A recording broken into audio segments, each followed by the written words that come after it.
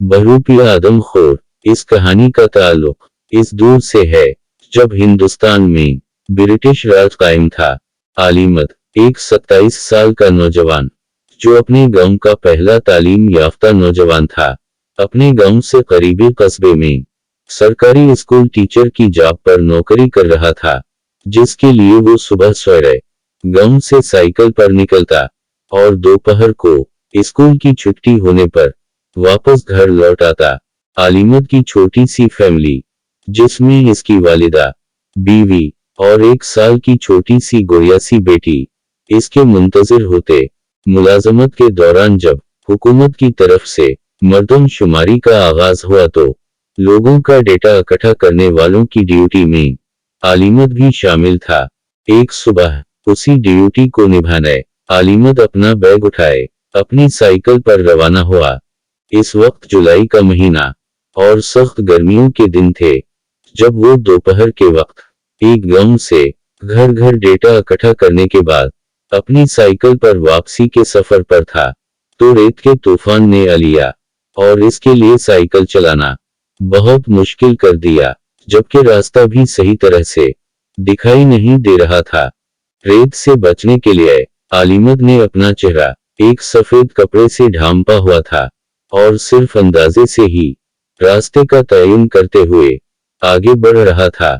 आलिमत हर हाल में अपना सफर जारी रखना चाहता था, क्योंकि इसका गांव यहाँ से कई मील दूर था और वो चाहता था कि रात होने से पहले ही गांव पहुंच जाए, क्योंकि इस जमाने में अभी बिजली का सिस्टम इतना आम नहीं हुआ था कि रास्ते रोशन होते और रात का सफर आसान होता।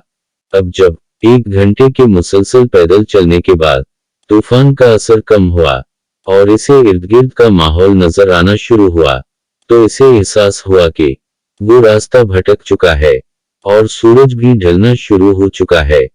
जब इसने एक जगह रुककर चारों तरफ नजर दौड़ाई, तो खुद को ऐसी जगह पाया कि जहां दूर दूर तक सिर्फ पत्थर और रेत के अलावा कुछ भी नहीं था, जिस पर आलिमत सूरज के गुरूब की साइट को जहन में रखते हुए अपने गांव की सिमत का तयन करने लगा।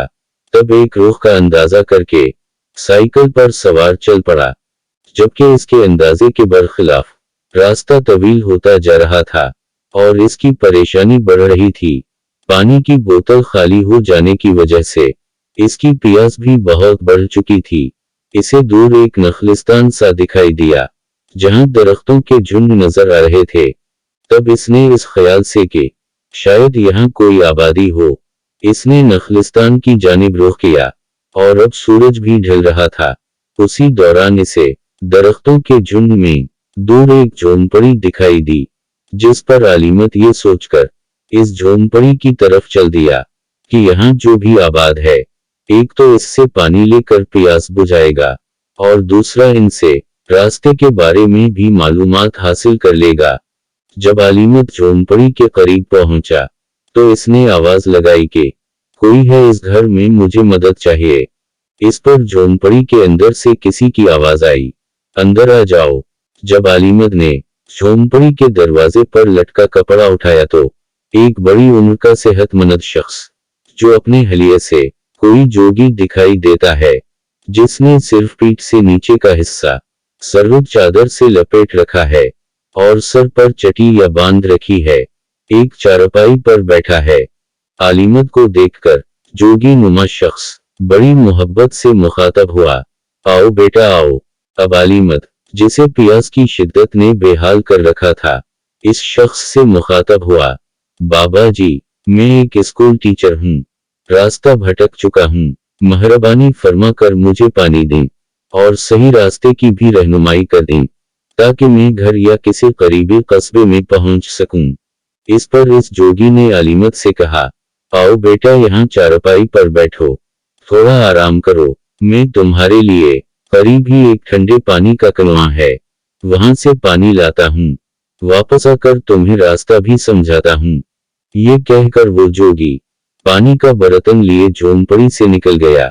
अब आलिमत इसकी चारपाई पर बैठा इसकी वापसी का इंतजार करने लगा। अब जब आलिमत के औसान कुछ बहाल हुए, तो इसने झोंपड़ी का जायजा लेना शुरू किया। जहां एक नागवार सी बो आलिमत का यहाँ बैठना दुश्वार कर रही थी। उसी असना में आलिमत की नजर नीचे बिछी चटाई पर पड़ी, जिस पर मक्खियां भन भना रही थीं। आलिमत ने बेख्याली में चटाई को एक कोने से पकड़कर ऊपर उठाया तो इस चटाई के नीचे एक तख्ता रखा था। लकड़ी का तख्ते का चटाई के नीचे होना आलिमत के लिए तजस्सुस का बायस हुआ। आलिमत ने तख्ता ऊपर उठाया तो नीचे एक गड्ढा नजर आया। जैसे ही आलिमत ने गड्ढे में झांका तो इसके तो होश ही उड़ गए, क्योंकि गड्ढे में कुछ गोश्त के अलावा कटे हुए एक इंसानी हाथ पर इसकी नजर पड़ी, जिसे देखते ही आलिमत को ये समझने में देर नहीं लगी कि जोगी के रूप में ये शख्स दरअसल एक आदमखोर है, और अब वो बाहर से पानी लेने के बहाने वहां पानी में कुछ ऐसी चीज मिला कर लाएगा जिसको पीने से आलिमत बेहोश हो जाएगा, और फिर ये आदमखोर इसे काट कर आइंदा की खुराक के लिए इस गड्ढे में रख लेगा। अब तो आलिमत फौरन बाहर भागा, अपनी साइकिल पर बैठ उसी रुख पर वापस हुआ जिस तरफ से वो आया था।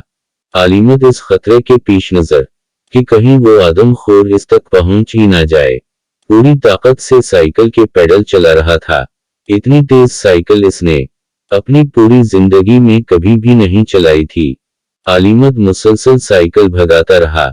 अगरचे रात का अंधेरा हो चुका था, लेकिन आलिमत रुकने का रसक नहीं ले सकता था, क्योंकि इसे मालूम था कि आदमखोर अपना राज खोलने के खौफ से लाजमी इसका पीछा कर रहा होगा, ताकि इसे किसी आबादी तक पहुंचने से पहले ही कत्ल कर सके। इसलिए आलिमत ने सुबह के आसार जाहिर होने तक मुसलसल अपना सफर जारी रखा। अब सामने दूर इसे कुछ रोशनियां हरकत करती नजर आईं। ये रोशनियां इन किसानों के लालटेनों की थीं, जो अपने मवेशियों का दूध दोहने और इन्हें चारा वगैरह डालने सुबह ही सुबह मसरूफ थे। जिस पर आलिमत रोशनियों की तरफ रवाना हुआ।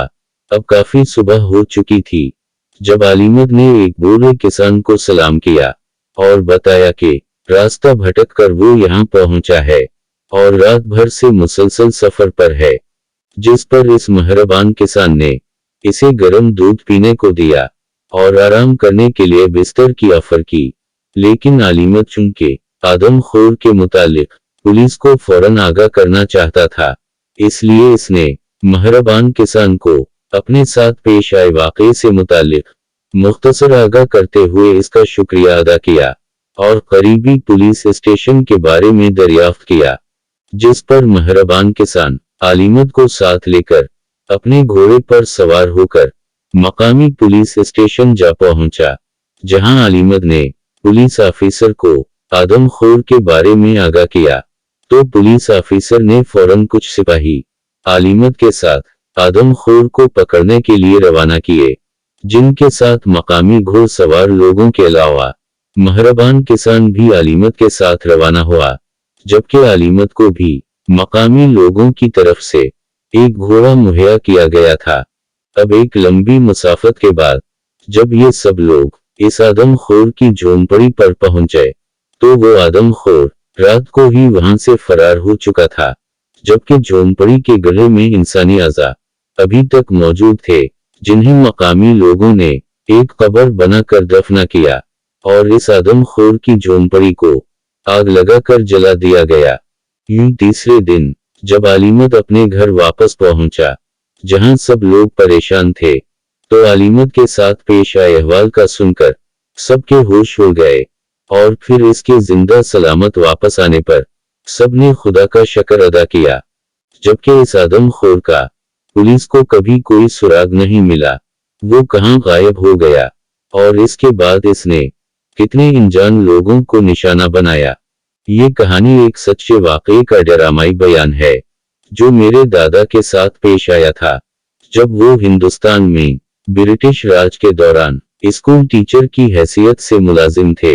इस कहानी का अंजाम अगर मेरे दादा के जिंदा बच रहने पर ना हुआ होता, तो आज ये कहानी नवीस आपको ये कहानी सुनाने इस दुनिया में मौजूद ना होता।